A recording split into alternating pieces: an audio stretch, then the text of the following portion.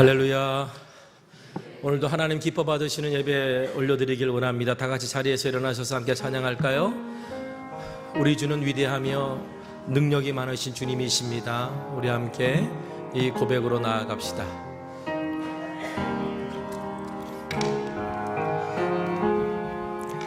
우리 주는 위대하며 능력이 많으시도다.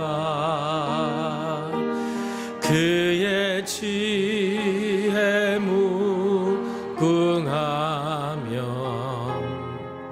인자는 영원하도다. 상한 자를 고치시며 상처를 싸매시도다.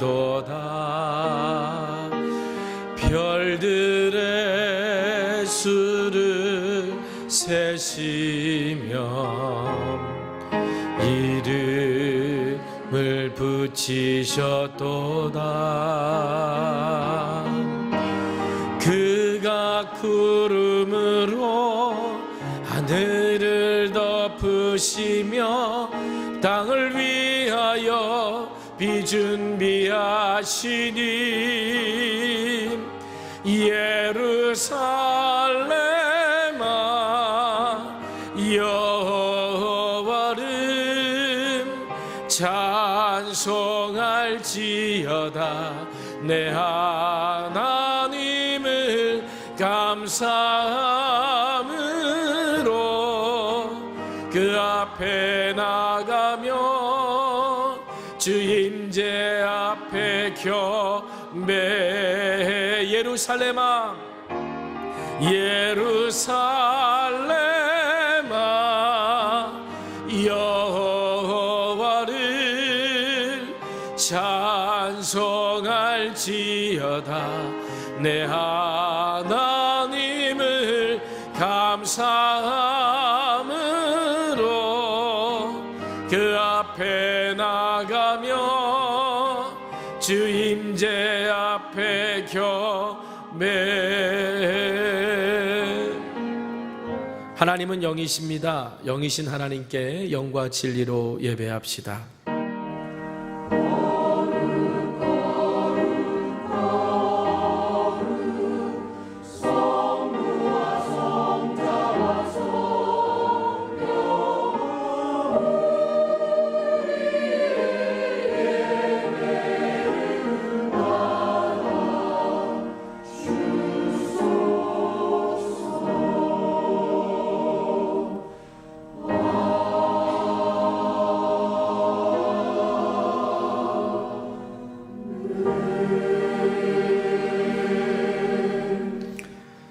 찬송가 42장 찬송하겠습니다.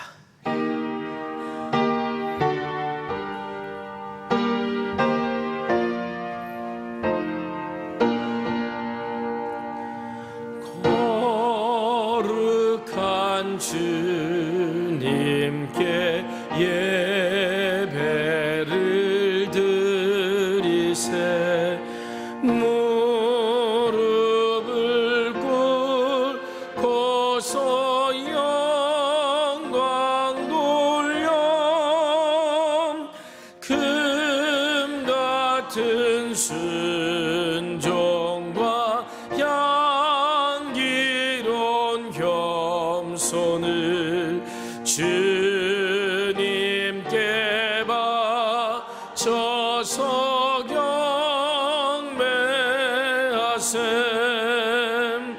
주 앞에 삼가서 겸손히 행하며 주 너를 언제나 돌보시리. 말씀엔 위로와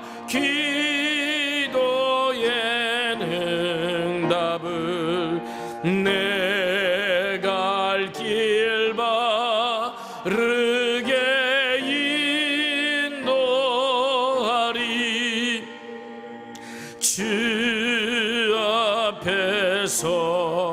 때에 두려워 말아라. 가난한 우리를 도우시리. 보배로운 진리와 온유한 사랑은 주님께 다 바칠 귀한 예물, 떨면서 바치는 이 작은 예물도 주님은 귀하게 받으시리. 어두운 밤 지나고 새 아침 맞으니 믿음과 소망을 늘 주시리.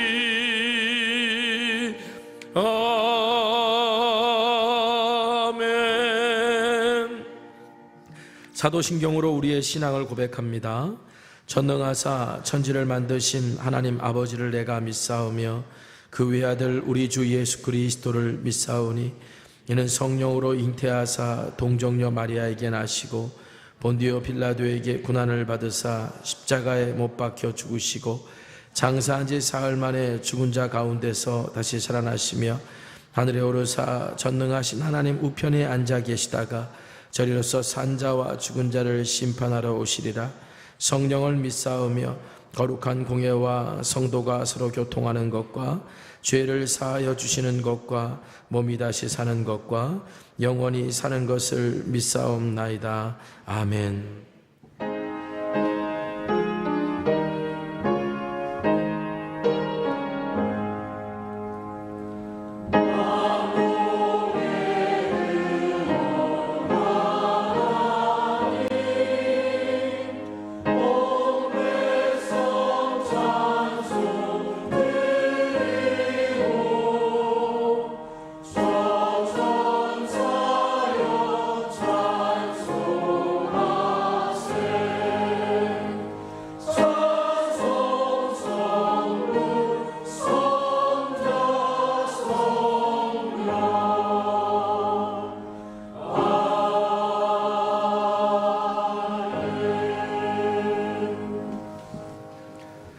찬송가 88장 찬송하겠습니다.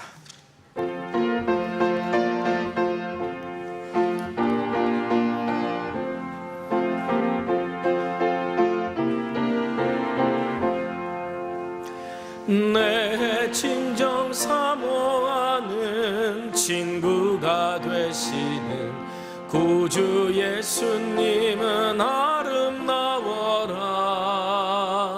산 밑에 백합하여 빛나는 새벽별 주님 영원할 길 아주 없도다.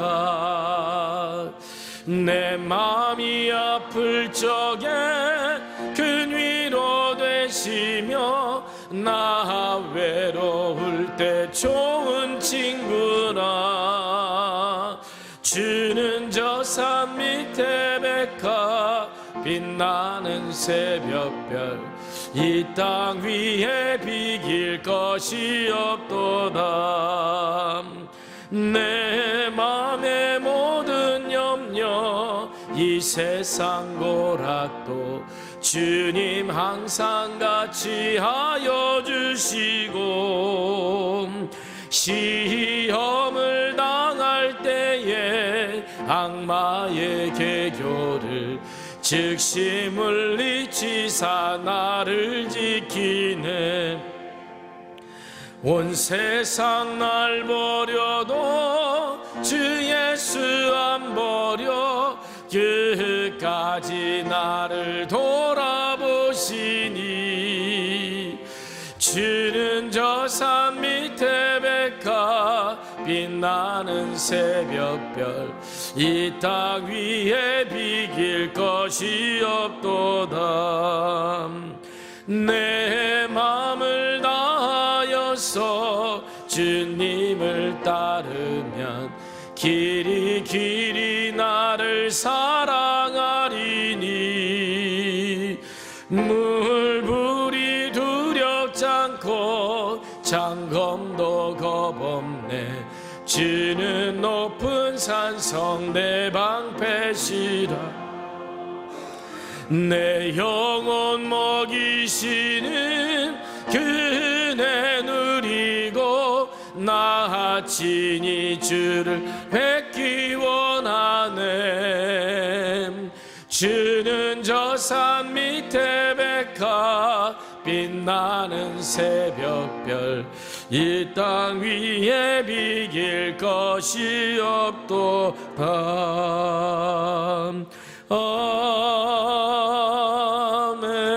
아멘.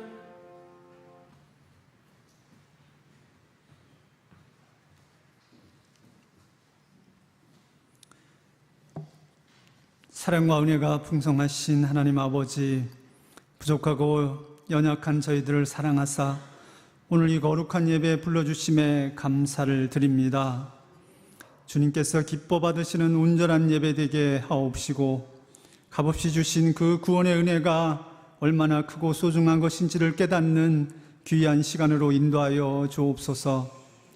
주님, 지난 한 주간도 많은 사건, 사고와 혼탁한 현실 앞에서 저희들은 주님의 손길 없이는 하루도 살아갈 수 없는 나약한 존재임을 다시 한번 깨닫습니다. 미련한 인생이기에 하나님의 보호하심과 한결같은 은혜와 사랑을 기대하면서도 우리는 하나님께 성실하지 못했음을 회개하오니 주님 불쌍히 여겨 주옵소서. 사랑하는 주님의 자녀들을 언제나 변함없이 함께하여 주옵시고 때를 따라 이른 비와 늦은 비를 내려주셔서 오늘의 이만큼의 처지와 여건으로 살아가게 하신 우리 아버지 하나님, 그 사랑과 신실하심을 신뢰하며 주님을 더욱더 찬양하며 주님 손잡고 행복한 주의 길을 걸어갈 수 있도록 은혜를 내려 주옵소서. 우리를 바라보시는 주님의 마음을 항상 헤아려 보면서 오직 정의를 행하며 인자를 사랑하고 겸손하게 주님과 함께 행하는 삶을 통하여서 우리가 해야 할 일과 우리가 드려야 할 기도를 알아가는 축복을 허락하여 주옵소서. 하나님, 우리 교회를 통해 주님 영광 받으시기를 소망합니다.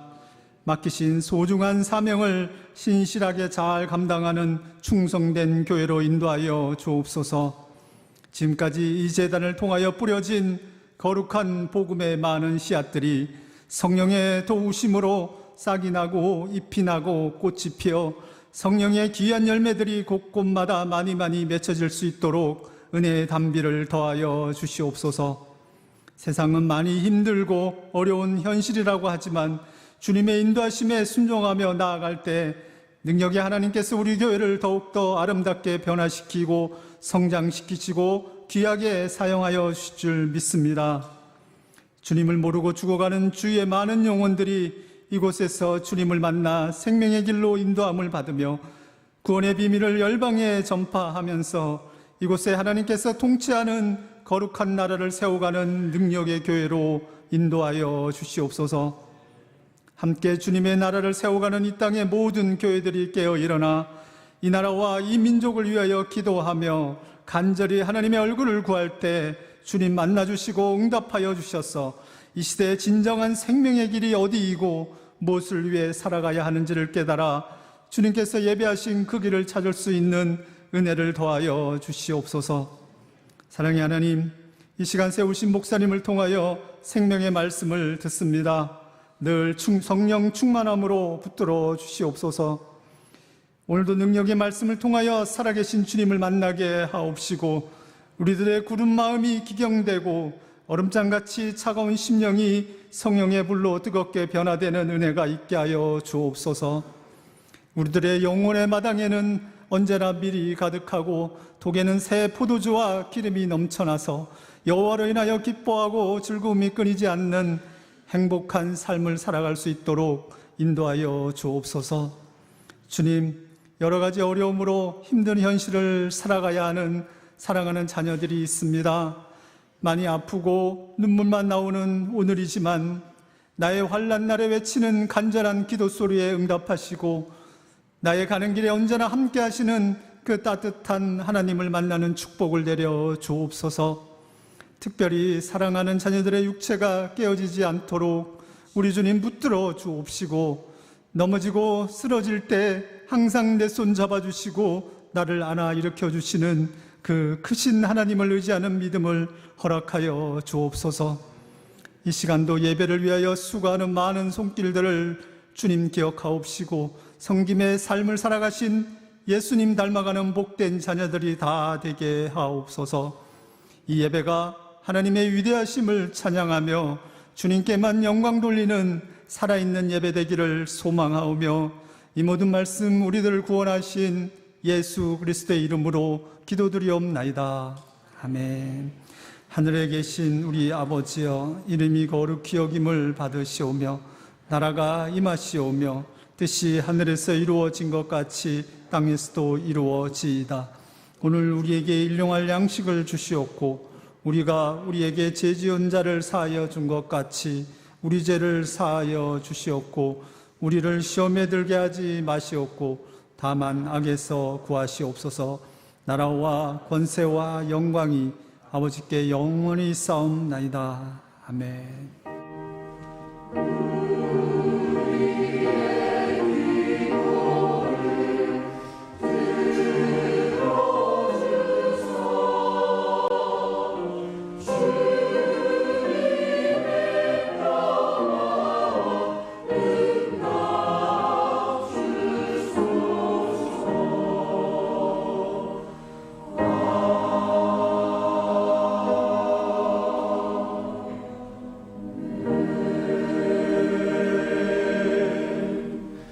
교회 소식 여러분들과 함께 나눕니다. 우리 다음 주가 벌써 8월 마지막 주일인데요. 8월 마지막 주일은 우리 교회가 다음 세대 주일과 장학 주일로 함께 지킵니다. 우리 다음 세대 주일, 다음 주일 3부 예배는 4부 예배와 통합해서 바로 이 시간에 우리 세대 통합 예배로 함께 드려지게 되고요. 우리 아동 청소년 세례식도 우리 함께 진행될 예정에 있습니다. 그리고 우리가 하반기 장학주일도 다음 주에 함께 지키는데요. 우리가 선교를 할 때 해외에 있는 선교사님들도 선교하고 또 우리 한국 지역에 있는 교회들, 비전 교회들도 함께 세워서 선교하고 있지만 앞으로 올라오는 세대들을 향한 선교도 되게 중요합니다.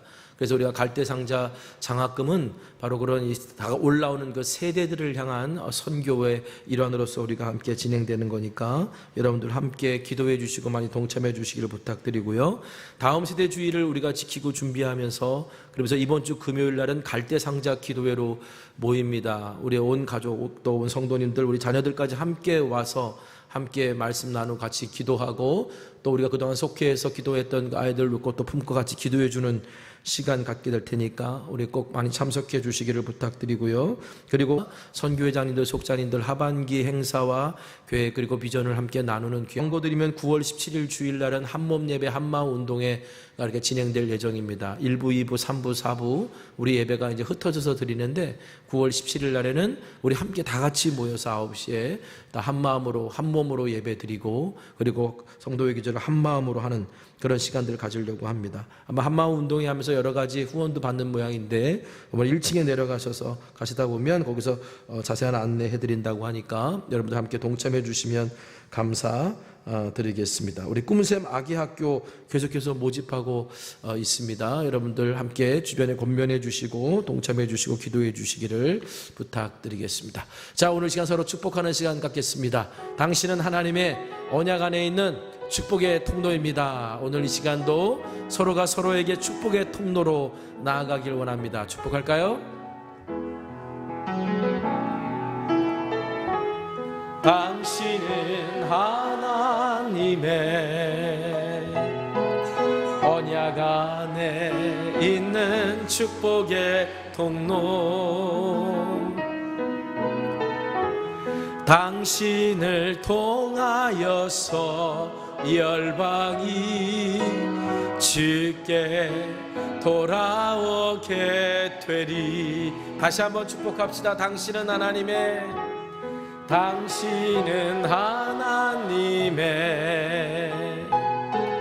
언약 안에 있는 축복의 통로. 당신을 통하여서 열방이, 당신을 통하여서 열방이 주께 예배하게 되리. 할렐루야. 우리 하나님께 영광 올려드립니다. 아멘. 자, 오늘 우리 삶에 들어온 40번째 주님의 말씀입니다. 베드로전서 5장 7절 말씀인데요, 베드로전서 5장 7절 말씀을 우리 한 목소리로 같이 봉독하겠습니다. 자, 시작. 너희 염려를 다 주께 맡기라. 이는 그가 너희를 돌보심이라. 아멘.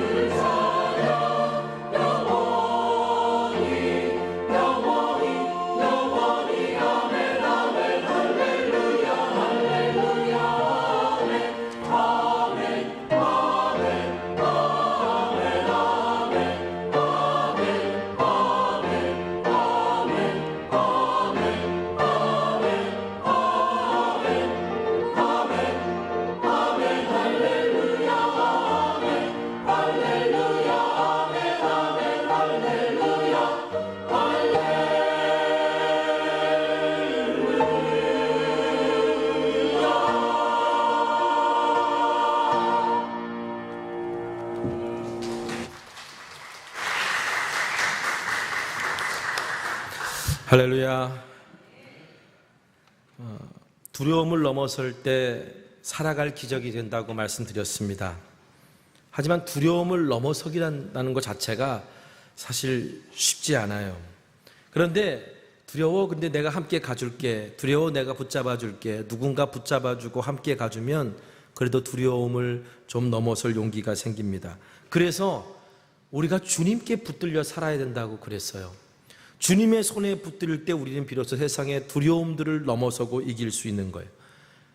지난 몇 주 동안 계속해서 함께 나눴던 말씀이 있죠. 우리 시편 18편 29절 우리 다시 한번 함께 한 목소리로 읽어보겠습니다. 시작.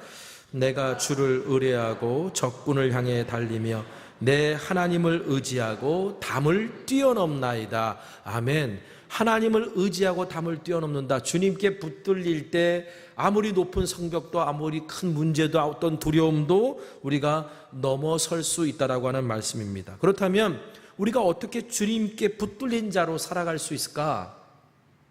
여러분, 우리가 주님께 붙들린 자로 살아갈 수 있으려면 무엇보다도요, 먼저 예수님이 나의 구세주이심을 믿어야 돼요.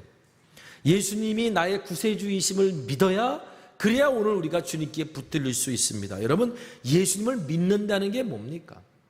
예수님을 믿는다고, 나 예수님 믿어요 라고 우리가 머릿속으로, 말로는 얼마든지 말하지만 예수님을 믿는다는 게 뭘까? 그래서 요한복음은요, 예수님을 믿는다는 것이 무엇인지 우리에게 조금 더 구체적으로 설명해 줍니다. 요한복음 1장 12절 쉬운 성경으로 우리 한번 같이 읽어볼까요? 자, 시작. 그러나 누구든지 그분을 영접하는 사람들, 그분의 이름을 믿는 사람들에게는 하나님의 자녀가 되는 자격을 주셨습니다. 예수님을 믿는다는 건 예수님을 영접한다는 거예요. 여러분, 예수님을 영접한다. 영접은요, 나보다 높은 분을 모시는 게 영접이에요. 나보다 높은 분을 모셔드리는 게 영접. 그러니까 예수님을 영접한다는 것은 예수님을 나의 주인으로 모셔드리는 것, 이게 바로 예수님을 믿는 거예요. 예수님을 믿기 전에는요, 우린 다 내가 내 인생의 주인이었어요. 내가 하고 싶은 대로 살았고요, 내 감정대로 살았고요, 내 계획과 내 생각대로 살았어요. 그런데 내가 예수님을 믿음으로 말미암아 이제는 내 생각대로 사는 게 아니고 내 감정대로 사는 것이 아니라 예수님이 우리의 주인 되셔서 그분의 명령 따라 살아가는 삶으로 변하는 것, 이게 바로 주인이 바뀌는 게 예수님을 믿는 거라고 할 수 있어요. 그러면 내가 예수님을 믿고 예수님을 영접하고 예수님이 나의 주인 되실 때, 그때 비로소 오늘 우리가 그리스도를 닮아가는 삶을 살게 되는데, 여러분, 이게 축복입니다. 잃어버린 하나님의 형상을 회복해가는 거니까. 예수님은요, 이거를요 조금 더 구체적으로 우리에게 비유를 들어 설명해 주십니다. 요한복음 15장 4절에서 5절 말씀 우리 한번 또 읽어볼까요? 같이 읽겠습니다. 시작. 내 안에 거하라, 나도 너희 안에 거하라. 가지가 포도나무에 붙어 있지 아니하면 스스로 열매를 맺을 수 없음같이 너희도 내 안에 있지 아니하면 그러하리라. 나는 포도나무요 너희는 가지라. 그가 내 안에 내가 그 안에 거하면 사람이 열매를 많이 맺나니 나를 떠나서는 너희가 아무것도 할 수 없음이라. 우리가 예수님을 믿는다는 것, 그건 예수님을 영접하는 거고, 예수님을 영접하는 게 뭐냐? 예수님이 내 안에 계시는 거고요, 내가 예수님 안에 있는데, 그럼 이게 도대체 뭡니까? 이거는 포도나무와 가지와의 관계와 같다라는 거예요. 포도나무에 가지가 붙어 있으면 자연스럽게 열매를 맺습니다. 가지가 열매를 맺는 게 아니고요, 포도나무에 붙어 있기 때문에 열매를 맺는 거예요. 그러니까 예수를 믿는다는 것은 바로 포도나무에 가지가 붙어 있어서 열매를 맺는 것과 마찬가지예요. 그런데 포도나무에서 가지가 떨어져 나가면 그 가지는 아무것도 아니에요. 오늘 저와 여러분이 예수님으로 떠나 있으면, 예수님과 떨어져 나가 있으면 아무것도 아닌 존재라는 거예요. 근데 우리가 주 안에 있으면, 예수를 믿으면 오늘 우리는 주님과 함께 같은 존재가 되고 그 열매를 맺게 된다는 거예요. 여러분, 이게 바로 예수님을 믿는 것이 주님께 붙들려 있는 거고, 주님께 붙들려 있는 것이 바로 주님 안에 있다는 것을 말하는 겁니다. 자, 그렇다면 여러분, 오늘 우리가 예수를 믿음으로 예수님께 붙들린 존재가 되는데, 문제는 우리가 예수님을 주님이라 고백하면서도 우리의 모든 것에 예수님이 주님이시라고 우리가 고백하면서 다 예수님이 주인이시라고 인정하며 살아갑니까? 어떤 부분은 인정하며 살아가지만 어떤 부분은 인정 못할 때도 있잖아요. 자, 로마서 6장 6절 말씀 볼까요? 우리 한번 같이 읽겠습니다. 자, 시작. 우리가 알거니와 우리의 옛사람이 예수와 함께 십자가에 못 박힌 것은 죄의 몸이 죽어 다시는 우리가 죄에게 종노릇하지 아니하려 함이니. 여러분, 우리가 예수 믿기 전에 우리는 어떤 존재라고 성경은 말하고 있습니까? 죄의 종노릇하는 존재였다는 거예요. 아니, 내가 왜 예수님의 종이 되어야 됩니까? 내가 왜 하나님의 종이 되어야 됩니까? 내가 왜 주님의 말씀을 따라야 합니까? 우리가 이렇게 물을 수 있을지 모르겠지만, 내 인생의 주인은 접니다 라고 이렇게 말할지 모르겠지만, 성경은 말합니다. 내 인생의 주인이 나라고 말하는 사람들, 사실 알고 보면 다 죄의 종노릇하는, 자신의 정욕에 끌려 살아가는 인생이었을 뿐이라고. 그래서 내가 죄의 종노릇하다가 예수를 믿어 이제 예수님을 주님이라 고백하는 인생으로 변했다. 문제는 내가 다시 주인 노릇한다는 건요, 내가 다시 죄의 종 노릇하는 인생으로 돌아가는 것과 별반 다르지 않다는 얘기예요. 주님이 아니라 죄에 붙들려 살아가는 거라는 거죠. 로마서 6장 12절 13절 사도 바울이 이렇게 말합니다. 세 번의 성경으로 또 읽겠습니다. 시작. 그러므로 여러분은 죄가 여러분의 죽을 몸을 지배하지 못하게 해서 여러분이 몸의 정욕에 굴복하는 일이 없도록 하십시오. 그러므로 여러분은 여러분의 지체를 죄에 내맡겨서 불의의 연장이 되게 하지 마십시오. 오히려 여러분은 죽은 사람들 가운데서 살아난 사람답게 여러분을 하나님께 바치고 여러분의 지체를 의의 연장으로 하나님께 바치십시오. 죄에게 여러분을 갖다 내맡기지 말고 하나님께 맡기라는 거예요. 하나님께 여러분을 드려라. 죄의 종로로 살지 말고 주님께 붙들려 살아가는 사람은 하나님께 나를 드리는 사람인데, 하나님께 나를 드리는 사람 특징이 뭐냐? 죄에 대해서는 아니오라고 말할 수 있고 하나님에 대해서는 늘 예스라고 말할 수 있는 그런 사람이 될 때 오늘 우리가 하나님께 바칠 수 있고 드릴 수 있다는 거예요. 여러분, 나를 하나님께 드린다, 내가 누군가에게 나를 드린다라고 할 때는요, 내가 낮아진 존재일 때 가능한 거예요. 내가 겸손한 존재일 때 가능한 거라고. 그러니까 여러분, 우리가 예수님께 붙들린 자가 되려면 무엇보다도 예수님을 주님이라 고백하고 믿어야 될 뿐만 아니라 무엇보다도 내가 겸손한 사람이 되어야 된다는 거죠. 그래서 겸손한 자에게 주시는 은혜가 뭔지 성경은 이렇게 말합니다. 시편 147편 6절, 여호와께서 겸손한 자를 붙들어 주시고. 하나님께서 어떤 사람을 붙들어 주신다고요? 겸손한 사람을 붙들어 주신다고. 여러분, 지난주에 이런 말씀 드렸어요. 하나님은 언제나 우리에게 손을 내밀고 계시다. 우리를 붙잡아 주시려고 언제든지 붙잡아 손을 내밀고 계시다. 문제는 손을 내밀고 계시는데 우리가 손을 내드려야 주님이 우리를 붙잡지. 주님 도움 필요 없어요 라고 말하는 사람을 주님이 붙잡아 주시지 않아요. 손을 내드려야 되거든요. 손을 내드리는 것. 근데 어떨 때 우리가 손을 내드려요? 주님, 내가 여기까지 내 힘으로 살아왔는데, 내가 여기까지는 올라왔는데 이 언덕은 도저히 제 힘으로 못 넘겠네요 라고 말할 때 손을 내미는 거 아닙니까? 내가 이 문제들은 다 내 능력을 헤쳐왔는데 그런데 이거는 도대체 내 힘으로 못 들겠네요 라고 말할 때 그때 주님께 손을 내미는 거 아닐까요?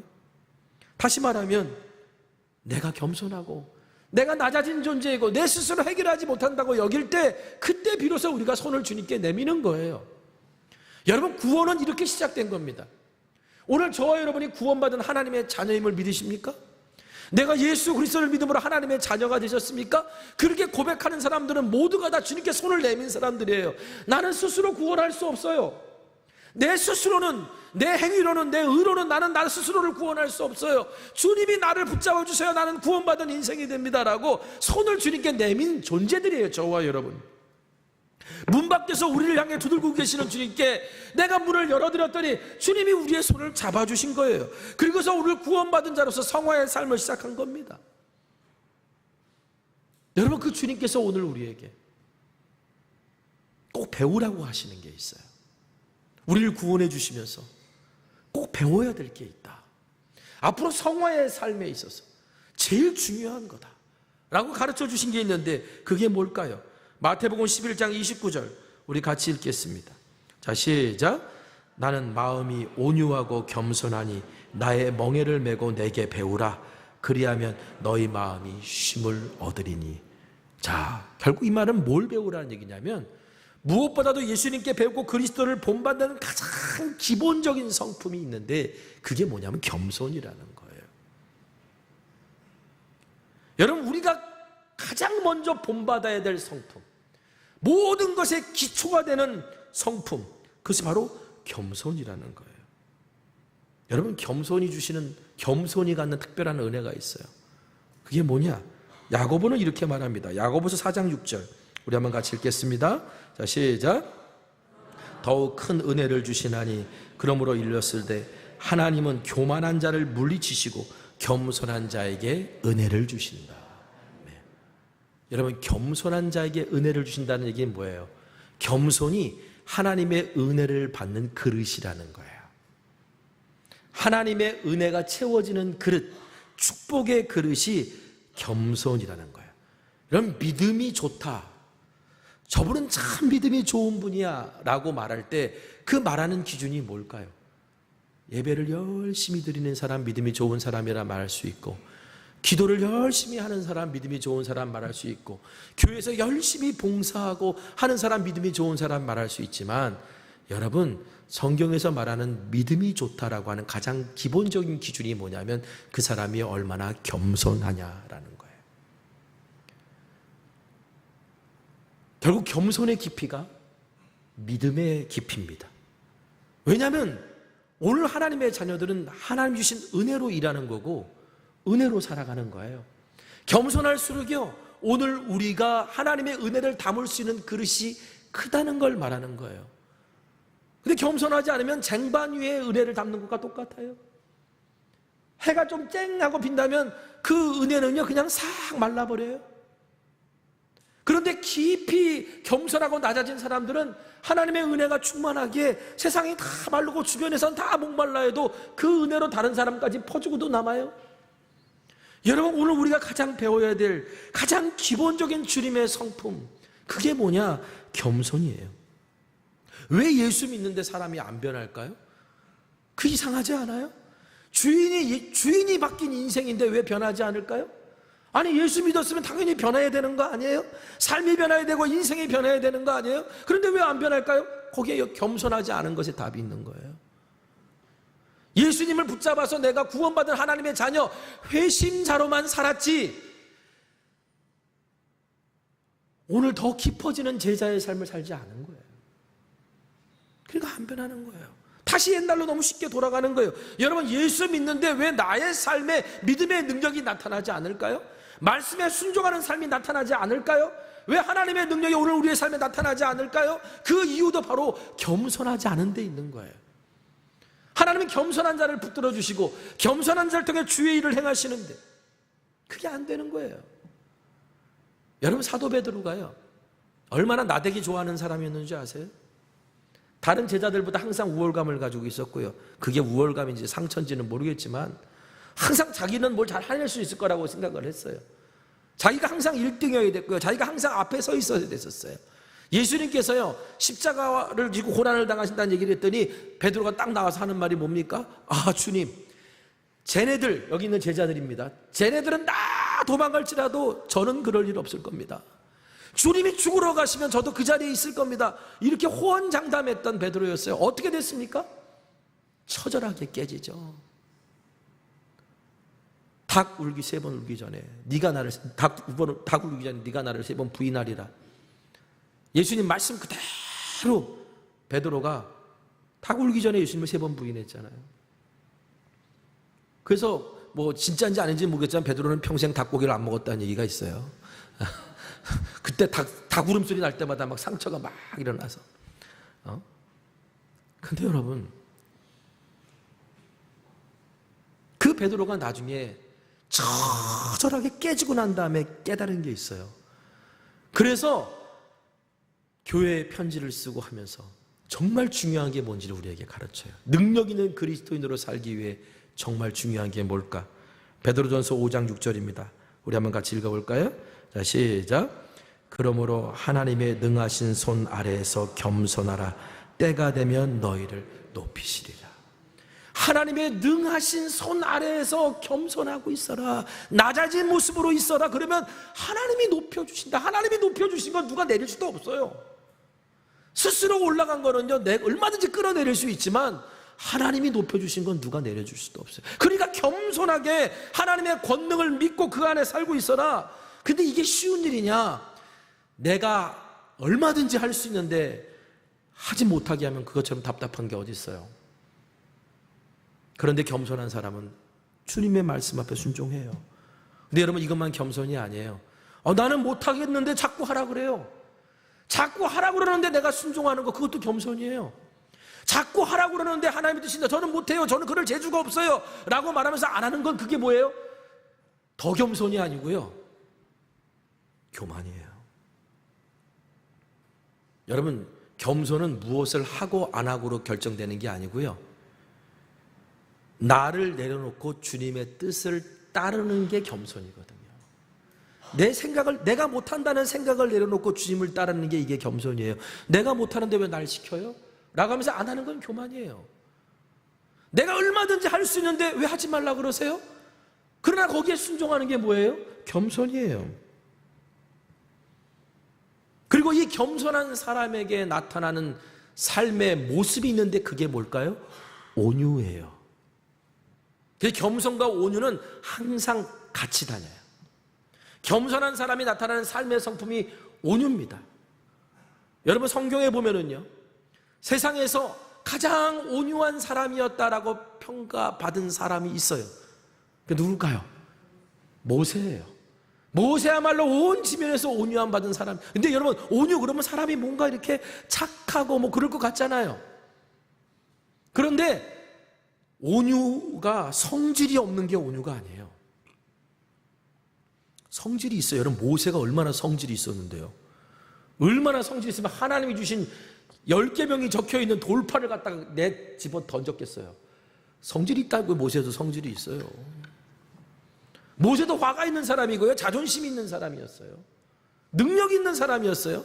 그런데 어떻게 모세를 온유한 사람이라 그러냐? 성질이 있지만 주님의 뜻에 기다린 거예요. 얼마든지 할 수 있지만 주님의 뜻이기에 참은 거예요. 그래서 모세가 온유한 사람이에요. 모세는 하나님의 지팡이 같은 사람이었어요.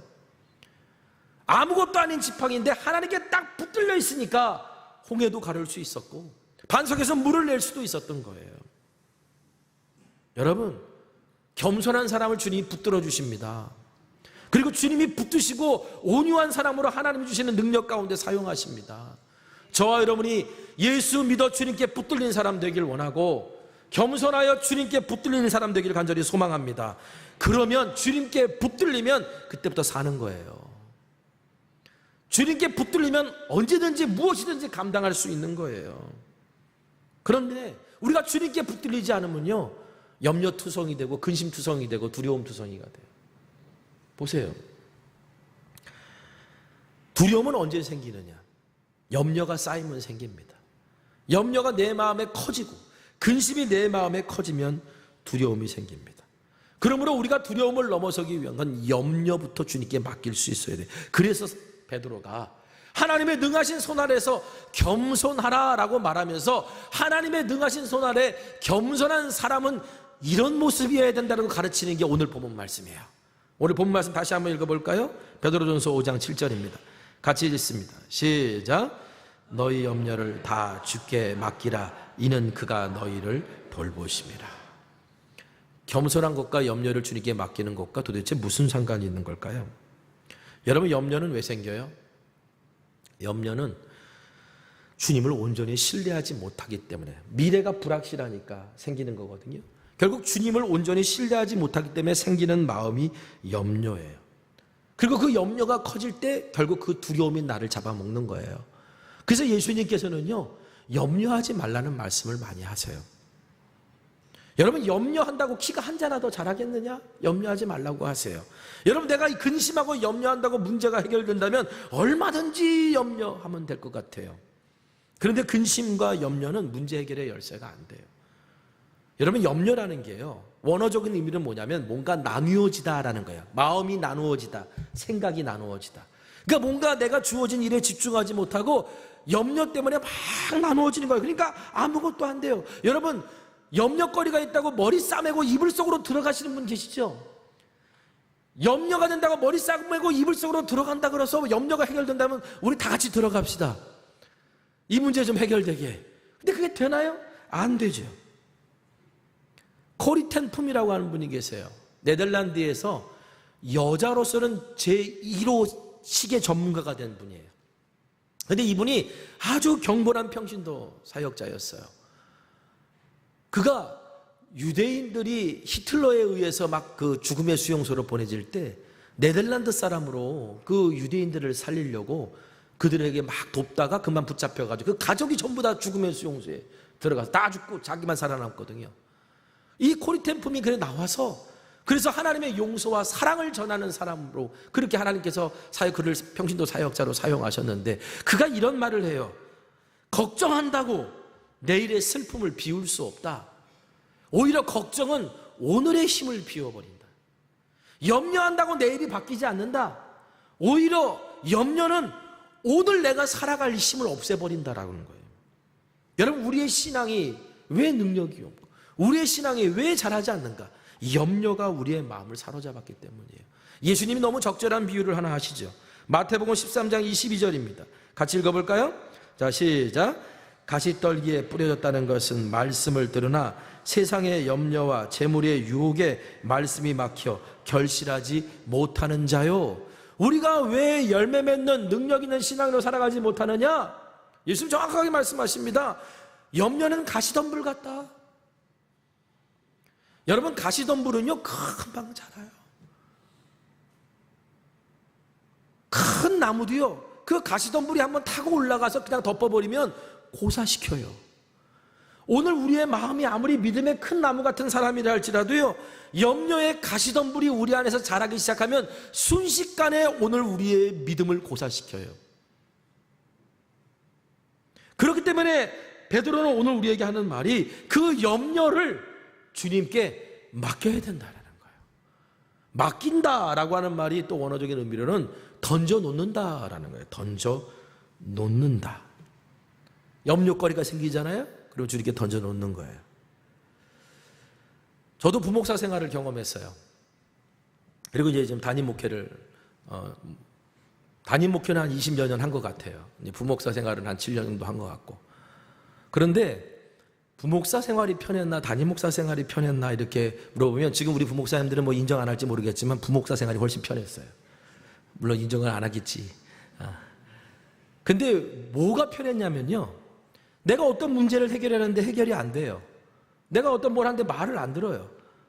그러면요, 나 이거 해결이 안 돼? 그럼 담임 목사님한테 가지고 가는 거예요.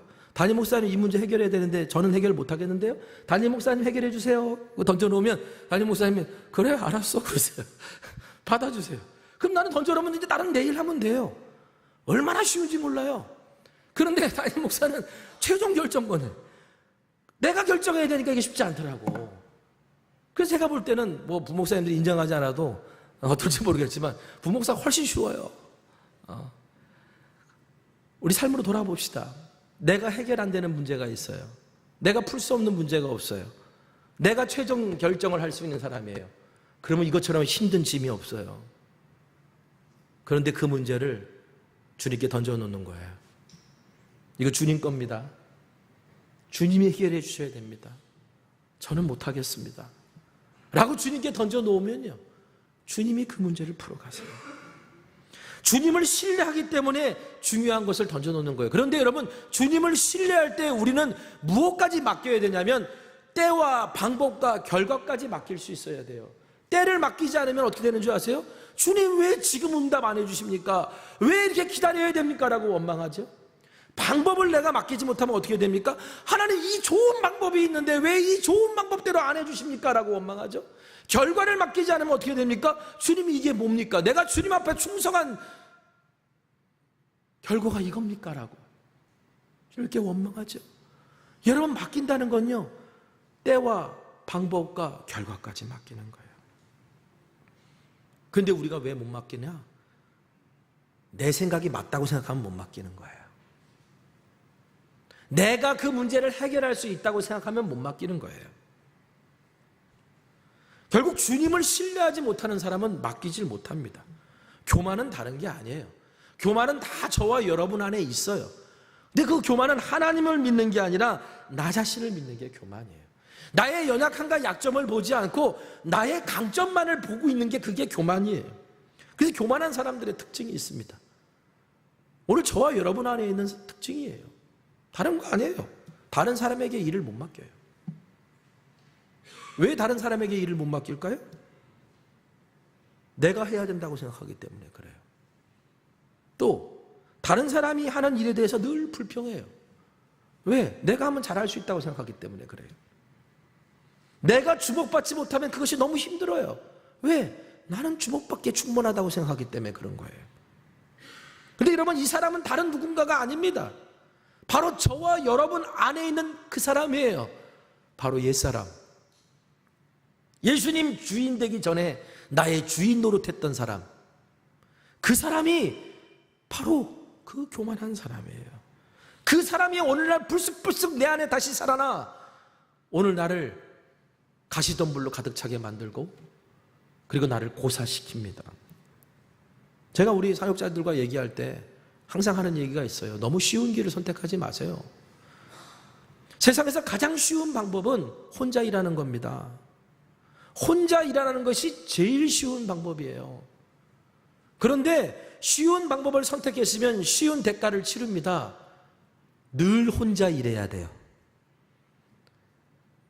그러려고 합니다. 왜 나만 힘들어야 돼? 나만 힘들어야 돼 라고 말한다면 주변을 돌아보세요. 내가 혹시 혼자 일하고 있지는 않았는지. 그런데 정말 어려운 게 뭔지 아세요? 함께 일하는 거예요.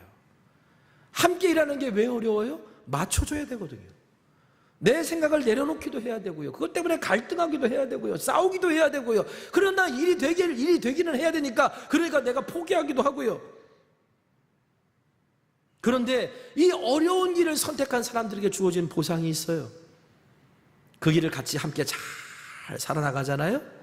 그러면 어떻게 돼요? 평생 함께 갈 수 있는 동지를 만나요. 평생 주의 일을 함께 할 수 있는 사람들을 만난다고요.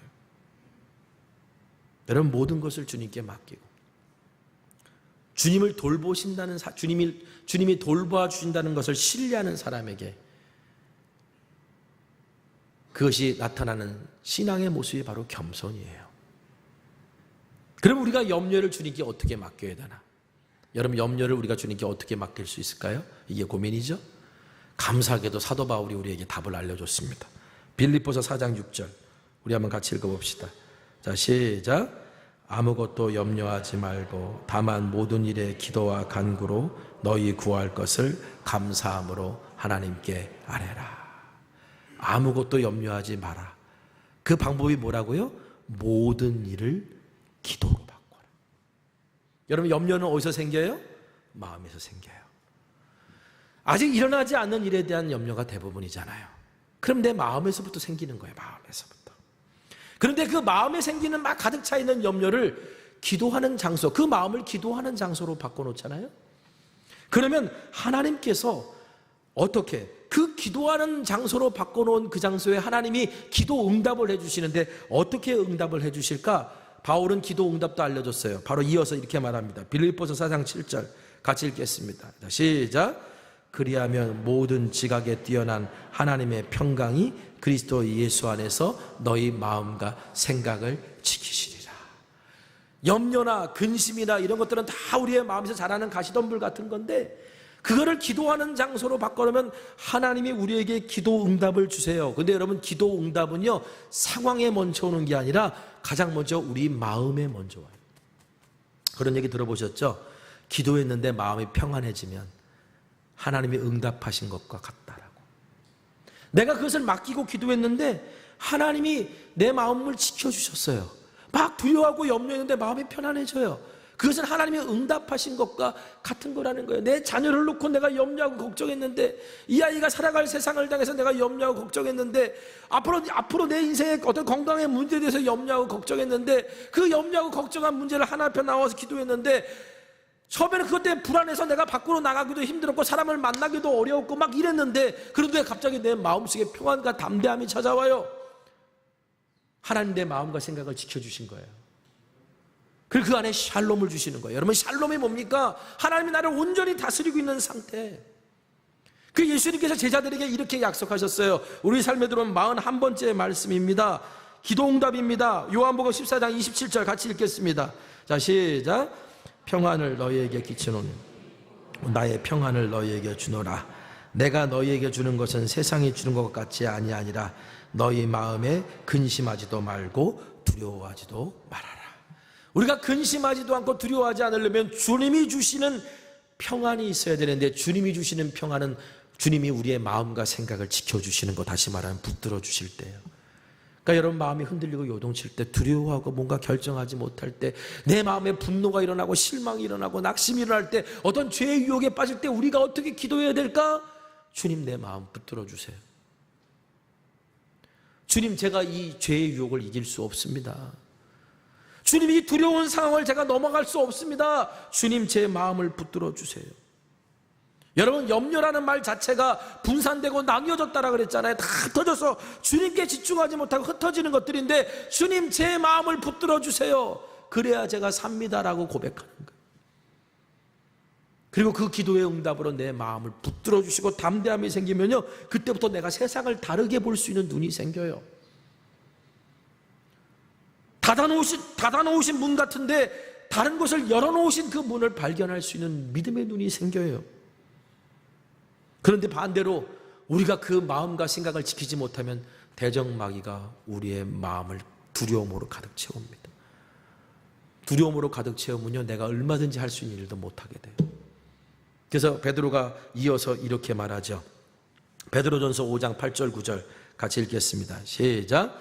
근신하라 깨어라 너희 대적마귀가 우는 사자같이 두루다니며 삼킬 자를 찾나니 너희 믿음을 굳건하게 하여 그를 대적하라. 우리가 어떻게 믿음을 굳건하여 그를 대적할 수 있을까? 딱 하나, 그 문제, 그 염려를 주님께 맡기는 거예요. 그리고 기도해야죠. 붙들어 달라고. 제가 어떤 기도문 하나 읽었는데 이 기도문이 여러분에게도 지혜가 되고 도움이 되었으면 좋겠습니다. 이렇게 기도하더라고요. 하늘에 계신 하나님, 하나님은 제가 오늘 무슨 문제를 겪고 있는지를 아십니다. 하나님은 제가 어느 지점에서 절망하며 어느 지점에서 더 지탱하기 힘들어하는 것도 아십니다.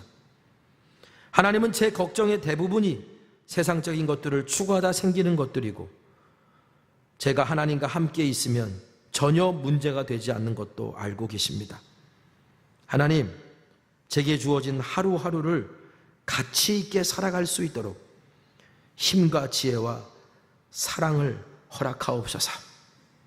오늘 저를 염려하게 만드는 분주한 일들 속에서 하나님이 주시는 기쁨을 발견하고 느낄 수 있도록 도와주옵소서. 우리의 삶에 우리를 근심하고 염려하게 하고 불안하게 하고 뭔가 갈등하게 하고 마음을 불편하게 하는 것들이 얼마나 많습니까? 그런데 그것에 붙들리는 인생이 아니라 그 속에서 우리에게 기쁨을 주시는 주님께 그 문제를 맡기고 붙잡힐 수 있다면 여러분, 오늘 우리의 삶에 찾아오는 두려움들 다 넘어설 수 있는 은혜와 힘을 주님이 허락하실 줄 믿습니다. 모든 염려를 주님께 맡기는 겸손함으로 주님께 붙들려 두려움을 넘어서서 살아갈 기적이 되게 하는 저와 여러분 되기를 주님의 이름으로 간절히 축원합니다. 기도하겠습니다. 거룩하신 아버지 하나님, 사랑의 하나님, 우리를 돌보신다고 약속하신 하나님, 그리고 우리의 모든 것을 알고 계시는 하나님, 내가 어느 지점에서 마음이 무너지고 내가 어느 지점에서 괴로워하고 내가 어느 지점에서 분노하고 내가 어느 지점에서 유혹에 넘어지는지를 우리 주님이 다 알고 계십니다. 그러므로 내 삶에 찾아온 수많은 유혹과 두려움과 염려의 문제들을 주님께 맡기고 주님께 붙들리기를 원합니다. 나를 붙들어 주셔서 구원해 주신 주님, 마지막까지 나를 붙들어 주셔서 주님과 함께 두려움의 담을 넘어서고 염려와 근심을 넘어설 수 있는 그런 하나님의 자녀 되게 하여 주시옵소서. 세상에서 무기력하게 죄에 끌려다니는 인생이 아니라 오 하나님, 세상을 이기었노라 선언하신 주님이 주시는 평안을 가지고 세상을 이겨낼 수 있는 믿음의 사람으로 우리를 세워 주시옵소서. 예수님의 이름으로 기도합니다. 아멘. 우리 말씀 기억하면서 결단의 찬양 함께 올려드리길 원합니다. 괴로울 때 주님의 얼굴 보라.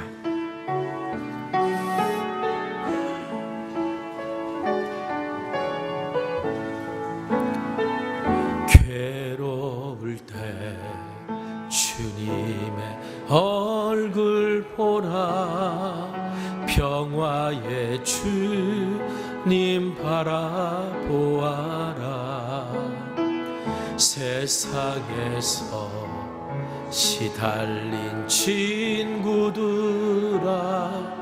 위로의 주님 바라보아라. 눈을 들어 주를 보라.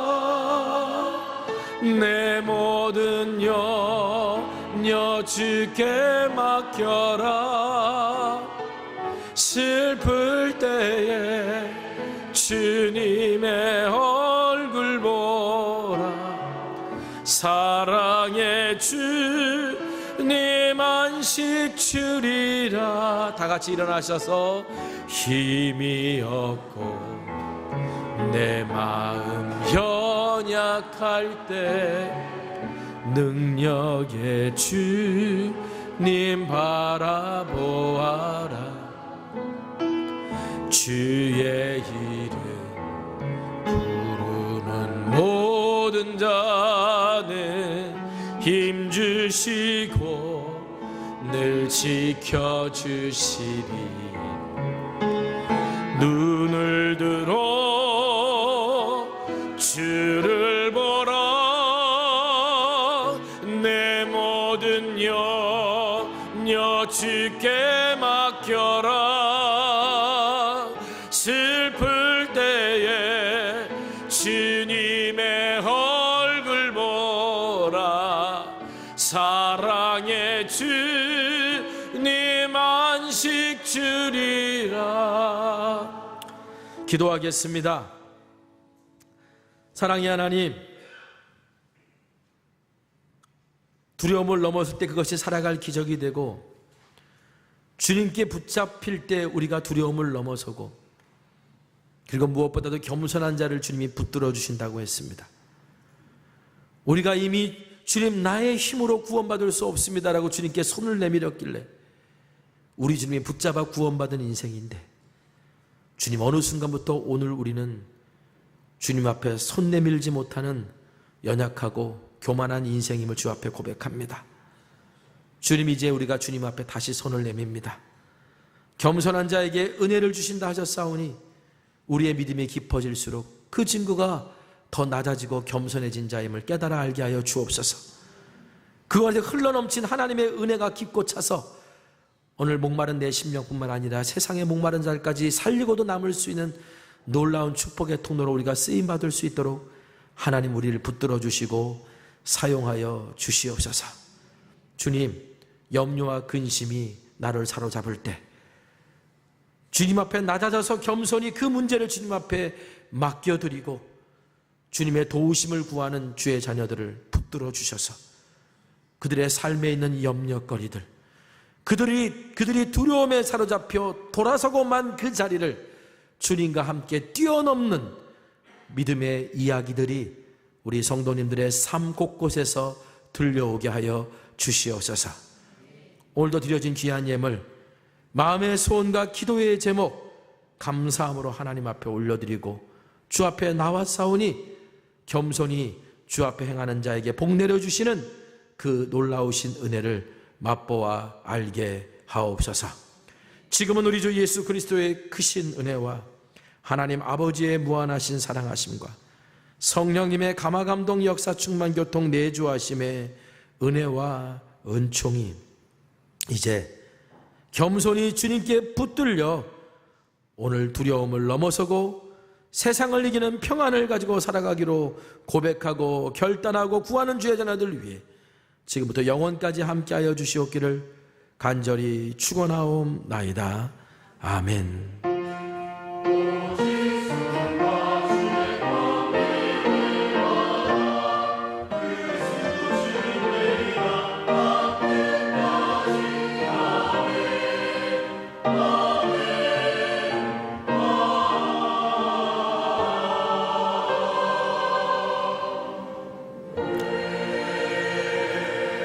찬양하겠습니다.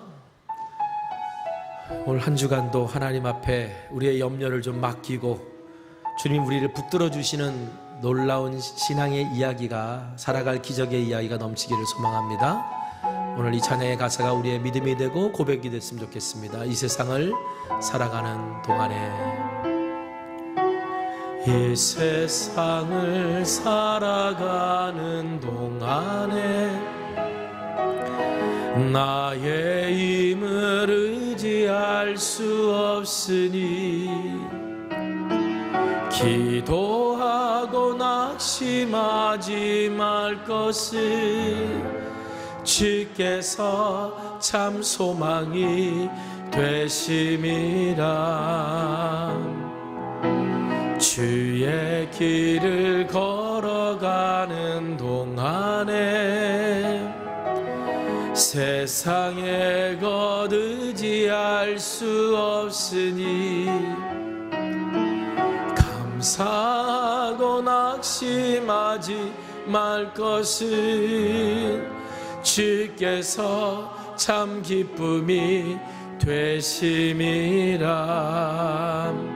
하나님의 꿈이 나의 비전이 되고 예수님의 성품이 나의 인격이 되고 성령님의 권능이 나의 능력이 되길 원하고 바라고 기도합니다. 하나님의 꿈이 나의 비전이 되고 예수님의 성품이 나의 인격이 되고 성령님의 권능이 나의 능력이 되길 원하고 바라고 기도합니다.